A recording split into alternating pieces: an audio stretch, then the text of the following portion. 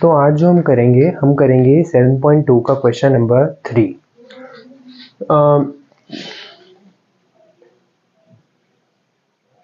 जो है हम लोग जो 7.2 है उसका क्वेश्चन नंबर 3 करने जाएंगे।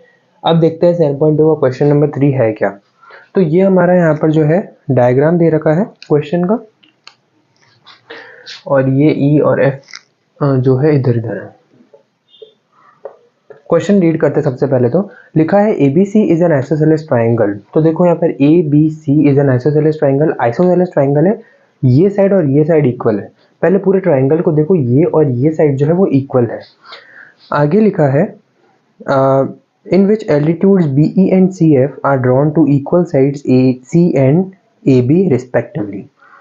तो ये BE और CF बनाए हैं AC और AB तक। अब यहाँ पर क्वेश्चन के अंदर हमें एक चीज दिख रही, वो है कि यहाँ पर ये 90 डिग्रीज का एंगल बना रहे हैं। अब हमें क्या प्रूव करना है? Show that these altitudes are equal. ये जो BE और CF है, हमें इन दोनों को इक्वल प्रूव करना है। अब क्योंकि हमें इसे और इसे इक्वल प्रूव करना है, तो इस ट्राइंगल को और इस ट्राइंगल को लेंगे। और इक्वल कैसे प्रूव करेंगे? CP/CT से। तो इसलिए हम लोगों ने लिखा है कि we need to prove that BE and CF उसको हमको जो है इक्वल प्रूव करना है। तो हम लोग सबसे पहले तो ट्राइंगल लेंगे BFC and BEC। So in triangle BFC and triangle BEC क्या क्या चीजें इक्वल दिख रही है? सबसे पहली, ये पूरी साइड और ये पूरी साइड इक्वल है, AB और AC इक्वल है। तो हम कह सकते हैं कि हाफ ऑफ AB और हाफ ऑफ AC भी इक्वल होंगे, यानी कि इतना और इतना भी इक्वल होंगे, और वो दोनों इस ट्राइंगल का एक पार्ट ही है। तो ये और ये हमारा इक्वल हो गया है, ठीक है ना। ये चीज समझ आ गई। तो पहली चीज तो हो गई कि दो साइड इक्वल हो गई है। दूसरा, ये और ये एंगल इक्वल है, तो हम बोलेंगे कि angle BFC is equal to angle CEB, क्योंकि ये लोग 90 डिग्री है। तीसरी चीज, BC is equal to BC, क्यों? क्योंकि ये कॉमन है। अब हमारे पास क्या हो गया? एक साइड, एक एंगल, एक साइड। तो हमारे जो दोनों ट्राइंगल्स है ये कॉन्ग्रुएंट हो गए। किस तरीके से? ऐसे ऐसे। अब जब ऐसे ऐसे ये कॉन्ग्रुएंट हो गए तो बोल देंगे ये और ये भी इक्वल है, तो BE और CF इक्वल हो जाएंगे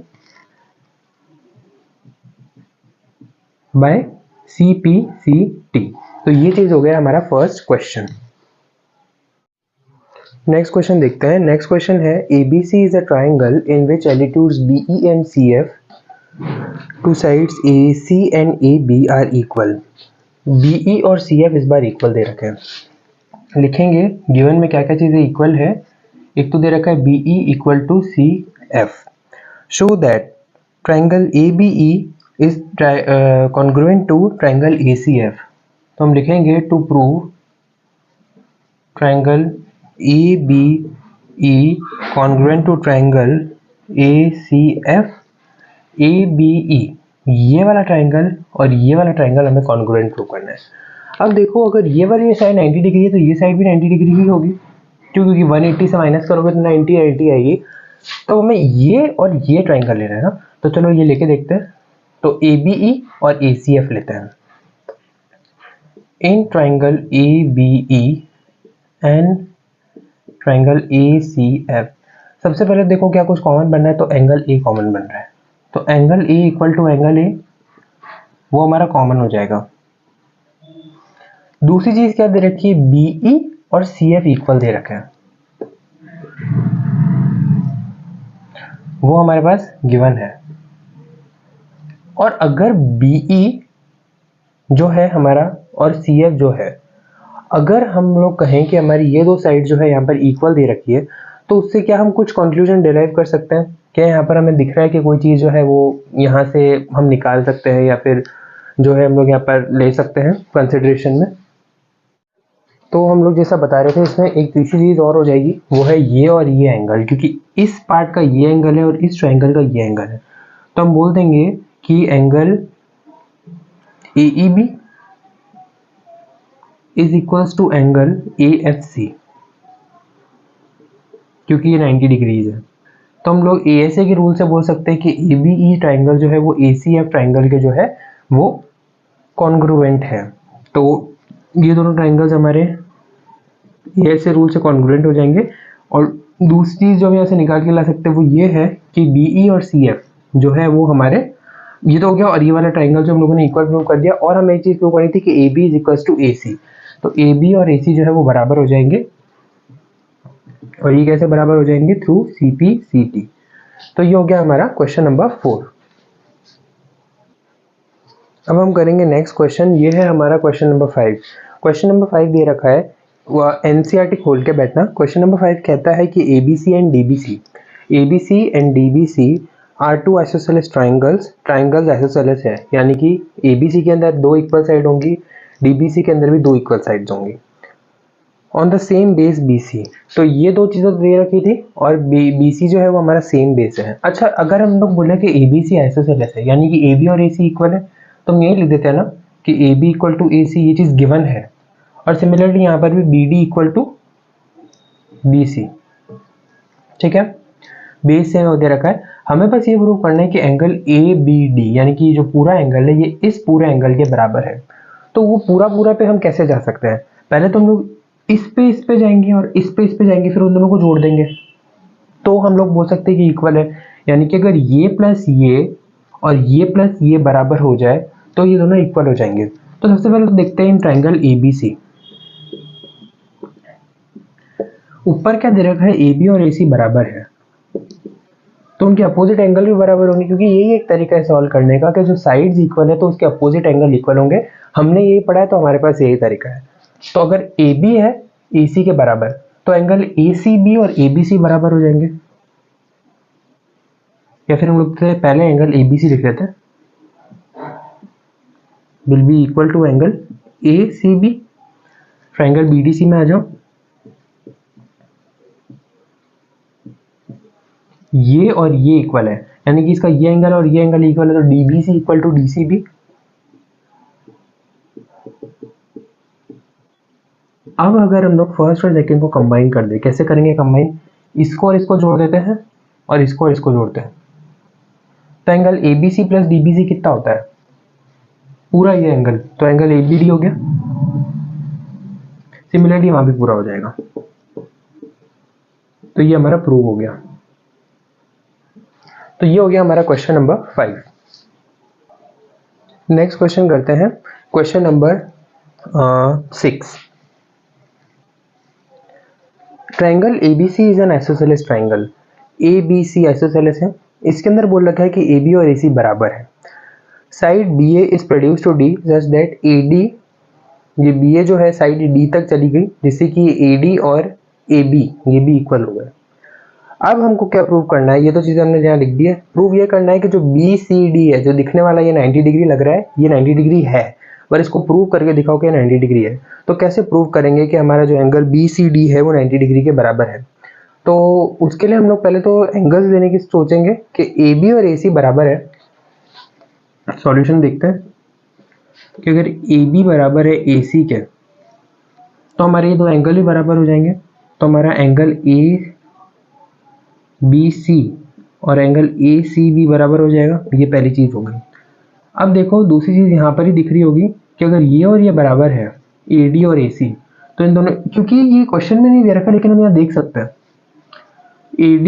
AD और AC बराबर है, तो ये एंगल और ये एंगल भी इक्वल हो जाएगा। एंगल ACD और ये एंगल ADC, ये हो गया सेकंड चीज। अब देखो ट्राइंगल पूरा DBC,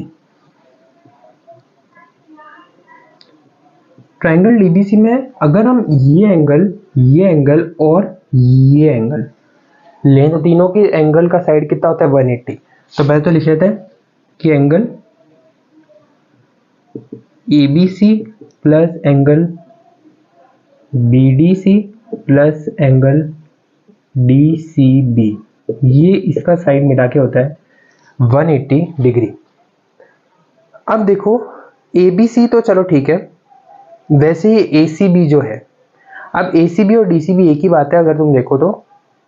नहीं, ACB नहीं, लेकिन ABC, BDC और DCB ये तीनों मिला के 180 है। अब देखो DCB दो चीज में डिवाइड हो रहा है, DCA और ACB, वो भी लिख देते हम लोग। Angle ABC plus angle BDC plus angle ये वाला कितना है DCA, इसको ही हम तोड़ रहे हैं ACB, मिला के 180 डिग्री हो गया। अब यहां से थोड़ा इक्वलाइजेशन कर देते हैं, ACB को हम लोग मान लेते हैं क्या, या फिर ABC जो है और ACB इनमें से किसी एक को हम लोग मान लेते हैं सेम, यानी कि अगर हम ABC लेके चले तो ये भी ABC हो जाएगा क्योंकि दोनों इक्वल है ना, तो इसको ABC मान लेते हैं। तो ABC प्लस ABC वो हो जाएगा twice of angle ABC plus BDC यानी कि ADC, BDC और ADC है तो एक ही ना, तो यानी कि ये एंगल किसके बराबर है ACD के, ACD, और ACD हमारा कहाँ है, ये रहा ACD, तो इन दोनों को भी हम एक ही मान लेते हैं। तो इन दोनों को हम लोग क्या सपोज कर लेते हैं कि ये दोनों BDC ही है, तो ये twice of angle BDC equals to 180 degree. अच्छा हम एक काम करते हैं, इसे अदर वे राउंड करते हैं। ऐसा क्यों, मतलब कि मैं क्या बोल रहा हूँ, हम लोगों ने अभी इसको ये माना ना, तो इसको हम ये मान लेते हैं, क्योंकि हम देखो अभी हम लोग क्या करने जा रहे हैं, ये C वाले एंगल पे फोकस है क्योंकि इसको 90 डिग्री प्रूव करना है, तो हम क्या करेंगे, इसको प्लस इसको 90 कैसे ना कैसे करके ले आएंगे। तो उसके लिए हम इसको उल्टा कर देंगे, उल्टा करने पे क्या हो जाएगा, ये बन जाएगा ACB, तो हमारे पास हो जाएगा twice of angle ACB plus twice of angle BCA, या फिर कोई भी एक मान लो BC, जैसे ACD मान रहे हो ना, तो ACD एक तो वो हो गया, और एक ये वाला लेना होगा तो BCA का भी ट्वाइस, BC हमने लिख दिया था इज इक्वल टू 180 डिग्री। अभी ट्वाइस और ट्वाइस कॉमन आ जाएगा, अंदर ACB प्लस BCA बच जाएगा, ये 2 उधर चला जाएगा तो ये 90 डिग्री हो जाएगा। तो ACB और BCA जो है, अच्छा कहीं गड़बड़ की है, एक तो ACB हो गया, एक हमें लेना होगा DCA ना, तो रुको यहां तक तो समझ आ गया, ये भी नहीं, यहां तक तो चलो ठीक है, ये चीज समझ आ गई है, ठीक है। हाँ CC वालों पे फोकस करो क्योंकि C की बात चल रही है। तो DCA को देखो, DCA कहां पर है, ये रहा, इसको और इसको बराबर मानो, तो इसके सपोर्टिंग वाला भी DCA मान लो, तो ये कहां है, ये चीज तुम्हें कहां दिख रही है, यहां पर जहां भी ADC दिख रहा है, ADC या फिर BDC जो भी है, इसको तुम्हें क्या मानना है, इसको तुम्हें मानना है सेम ACD।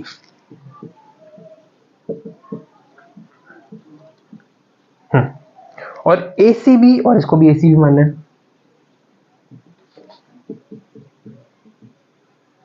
ये 180। अब समझ आया। अब इसको हम लोग ट्वाइस करते हैं, इसको भी ट्वाइस कर देते हैं, ये दोनों twice of angle ACB plus twice of angle, देखो twice of angle ACB and twice of angle ACD is 180। 2 common लेके उधर भेज देंगे, डिवाइड में चला जाएगा, तो एंगल ACB यानी कि ACB ये प्लस एंगल ACD ये मिला के 90 हो गया, ठीक है, समझ आ गया। तो ये क्वेश्चन जो है वो इंपॉर्टेंट है। एक बार फिर से इसको ब्रीफ समराइज कर देता हूँ कि हम लोगों ने किया क्या। सबसे पहले तो हमको इक्वल साइड्स देखो, ये और ये इक्वल है, तो ये और ये एंगल इक्वल है, तो हमने वही किया था, AB और AC इक्वल है, तो उन दोनों के एंगल भी इक्वल है। सिमिलरली ये और ये इक्वल है, तो ये दोनों एंगल भी इक्वल है, ठीक है। अब हमने क्या किया, हमको प्रूव करना था कि ये छोटा वाला एंगल और ये छोटा वाला एंगल मिला के 90 बनाते हैं। तो उसको प्रूव करने के लिए हम क्या करेंगे, कोई ऐसी प्रॉपर्टी लेंगे जिसके अंदर ये एंगल इंक्लूड होता हो, वो एक ही प्रॉपर्टी, एंगल सम प्रॉपर्टी। तो इसको और इसको जोड़ दे तो कितना आता है 180। अब इसको और इसको तो सेम रहने दो, इसको हम 2 पार्ट में डिवाइड कर सकते हैं, तो ये और ये पार्ट कर दिया। अब इस पार्ट को और इस पार्ट को प्लस ये और ये 4 चीजें हो गई ना हमारे पास, एक तो ये पार्ट, ये पार्ट, ये पार्ट और ये पार्ट। अब तुम देखो ये और ये तो बराबर है और ये भी बराबर है, तो ये और ये तो रहेंगे ही रहेंगे साथ में, और ये भी बन जाएंगे। देखो 1 2 3 4 4 एंगल बन गए थे हमारे पास, 1 + 2 + 3 + 4 ये मिला के 180 हो रहे थे। समझ आया। हमें तो क्या प्रूव करना है, 1 + 2 जो है वो 90 डिग्री है, ये हमें प्रूव करना है। ये कैसे प्रूव करेंगे, जब 3 और 4 को भी 1 और 2 बना देंगे, तो 1 + 2 + 1 + 2 कर देंगे। अब इसको हम क्या कर देंगे, ट्वाइस ऑफ 1 + 2। 1 + 2 कितना हो जाएगा फिर 90 डिग्री। तो कुछ नहीं किया है, 3 को भी 1 मान लिया, जैसे यहाँ 3 को 1 मान लिया और 4 को 2 मान लिया। इस 4 को हमने 2 मान लिया। क्यों माना ट्रू, ये क्यों ऐसा माना, क्योंकि ये अपोजिट साइड्स इक्वल है तो ये अपोजिट एंगल भी इक्वल हो जाएंगे। अब हम आ गए हैं 7.3 पे, और 7.3 का जो है हमारे पास अभी है क्वेश्चन नंबर 1। तो क्वेश्चन नंबर 1 को बुक से पढ़ो, और बुक से पढ़ने के बाद देखो ये फिगर है, पॉज कर लो वीडियो को और बुक से पढ़ो। बुक से पढ़ने के बाद हमारे पास ये फिगर बन के आता है। अब देखो इस फिगर के अंदर हमें क्या क्या चीजें दे रखी है।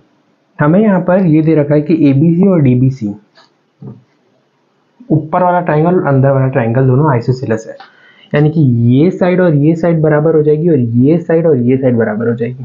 समझ आई बात। BC हमारा सेम बेस है, यहाँ भी BC है, यहाँ भी BC, दोनों ट्राइंगल्स के। प्रूफ क्या करना है, ABD और ACD को कॉन्ग्रुएंट प्रूव करना है। अब देखो जो हमारी जो टेढ़े टेढ़े ऊपर ट्राइंगल आ रहे हैं इनको कॉन्ग्रुएंट प्रूव करना है, यानी कि ये ट्राइंगल और ये ट्राइंगल। मैं इसे अगर वापस बना दूं तो ये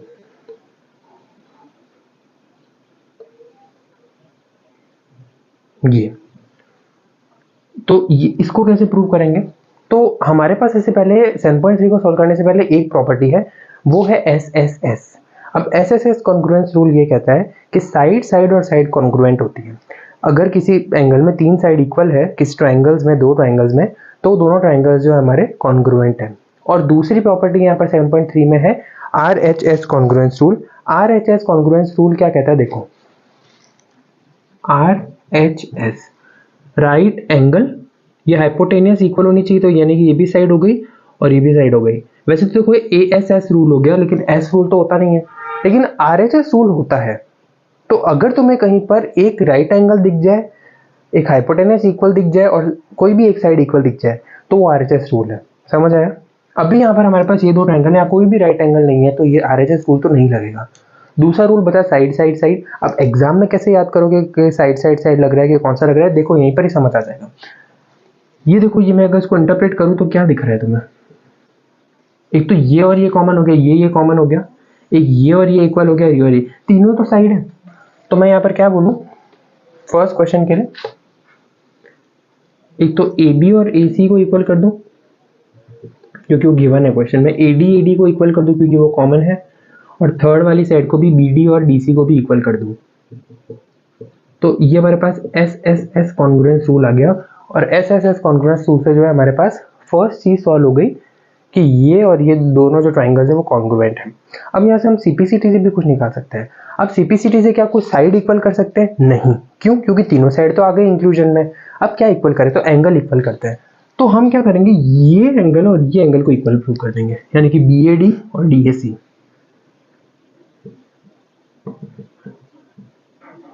CPCT से, ठीक है। अभी देखो ये कहाँ काम आएगा, अगले क्वेश्चन में काम आएगा। अगला है ABP और ACD। ABP AC, सॉरी कुछ गड़बड़ हो गया, हाँ ABP and ACP। ABP ACP यानी कि जो बड़े वाले जो 2 ट्राइंगल्स है, ये पूरा इसको इक्वल प्रूव करना है। पहली चीज कॉमन, दूसरी चीज ये एंगल इक्वल होगा CPCT से पीछे वाले में, तीसरी क्या दिख रही है, ये और ये साइड इक्वल। तो सेकंड क्वेश्चन को यहां सॉल्व कर लेते हैं। कैसे सॉल्व होगा, पहले तो हमारे पास आ गया कॉमन, ठीक है। दूसरा AB और AC बराबर है, मैं लिख देता हूं यहाँ कॉमन है, ये गिवन है। और तीसरा हमारे पास ये BAP और PAC,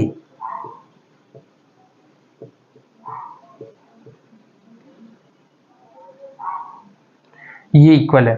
तो उससे हम लोग क्या कह सकते हैं, हम लोग इससे ये क्यों है, क्योंकि CPCT से पीछे वाले क्वेश्चन के। तो अगर हम इसे फोकस करके देखें तो हमारा कैसे प्रूव हो गया इक्वल, ये हमारा ऐसे प्रूव हो गया। देखो यहाँ पर 2 साइड आई है और एक एंगल आया है, तो साइड एंगल साइड होगा। तो ये चीज हमारे पास यहाँ पर जो है नेक्स्ट क्वेश्चन आ गया।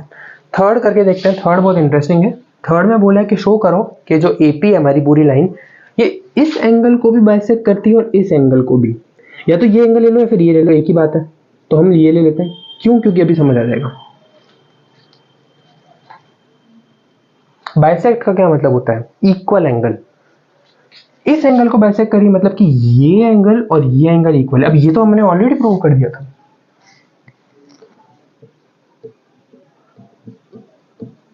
ये तो हमारा ऑलरेडी सीपीसीटी से प्रूव हो चुका था। अब ये एंगल, सपोज एंगल 1 और एंगल 2, ये कैसे इक्वल होंगे? अगर इनके अपोजिट साइड इक्वल है तो ये भी इक्वल है। तो इसकी अपोजिट साइड ये, इसकी अपोजिट साइड ये और ये इक्वल है। हाँ है, तो ये दोनों एंगल भी इक्वल हो जाएंगे। तो बोल सकते हैं कि अगर ए बी और ए सी इक्वल है तो ये दोनों एंगल भी इक्वल हो जाएंगे। क्यों? क्योंकि ए बी और ए सी इक्वल है। अब ये और ये एंगल इक्वल है, मतलब कि बाइसेक्ट हुए हैं बीच में से। ये और ये एंगल इक्वल है, ये भी बाइसेक्ट हुए बीच में से, तो इक्वल एंगल हुए। तो ये दो वैलिड रीजंस के जैसे हम कह सकते हैं कि जो एपी है वो बाइसेक्ट करता है एंगल ए और एंगल डी को। लास्ट क्वेश्चन है कि एपी जो है वो परपेंडिकुलर टू बीसी है। अब ये कैसे, ये तुम्हें प्रूव करके दिखाना है। तो मतलब कि तुम्हें क्या प्रूव करना है कि ये एंगल और ये एंगल इक्वल है और 90 डिग्री भी है। ये देखते हैं, तुम होमवर्क कर, इसको होमवर्क की तरह लेके चलो। ये चीज हो गई है और हम लोगों ने जो है इसको एक बार के लिए जो है 3 पार्ट्स किए हैं, 4th वाला तुम्हारा होमवर्क है। आज इतना ही करेंगे।